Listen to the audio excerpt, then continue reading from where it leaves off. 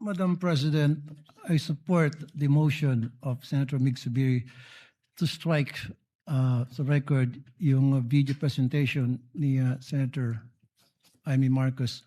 I've been in public service broadcasting sa media for almost 30 years now.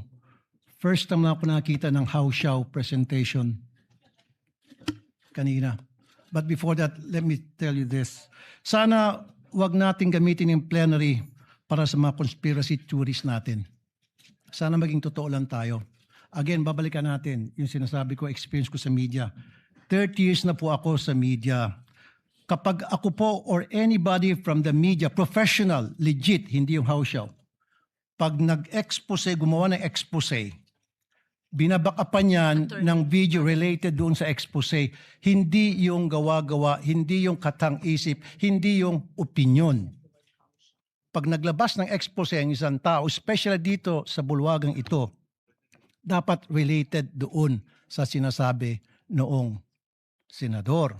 Just like what Senator Zubiri said, nakita niyo naman po, Madam President, every time na ako'y gagawa ng expose, every time na ako'y gagawa dito ng privilege speech, at yung privilege speech ko, binabakapan ko po ng mga sumbong, actual na mga sumbong ng mga taong lumalapit sa aking programa at dinadala ko rito para mabigyan ng solusyon ang problema inilalapit sa akin. At hindi po yung opinion lamang. Ganun po dapat tayo rito.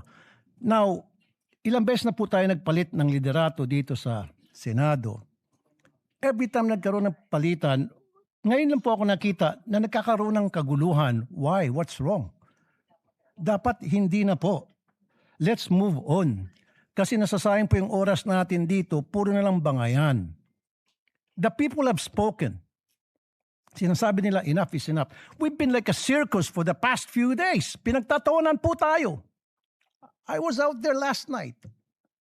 Pag naglalakad ako, kinakausap ko ng mga tao, ano nangyari sa Senado? Ano bang nangyari sa inyo? What's going on?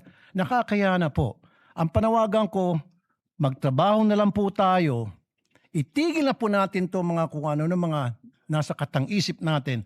Let's move on because we were voted, elected by the people para magtrabaho, hindi para magbangayan. Maraming salamat, Madam President. Maraming salamat po. Tayo po ay nakikiisa rin sa sinabi nyo. May katanungan lang po ang presiding officer because we are using either the Filipino language or English.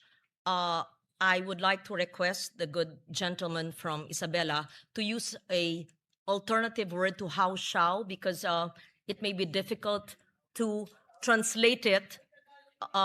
Is that Filipino? I just want to be enlightened. How shall is street lingo meaning fake.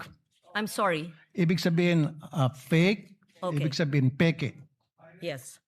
So that it's clear because I Pirated. was also asked. So are Pero you Tagalog na yun. are you there editing or amending the statement? Sige, from because how even shall, the, let's the edit it to spelling was not clear fake. also to the stenographers. Hindi legit. Okay. yun Opo. lang po. Thank you. Thank you very Thank much. you, Madam President.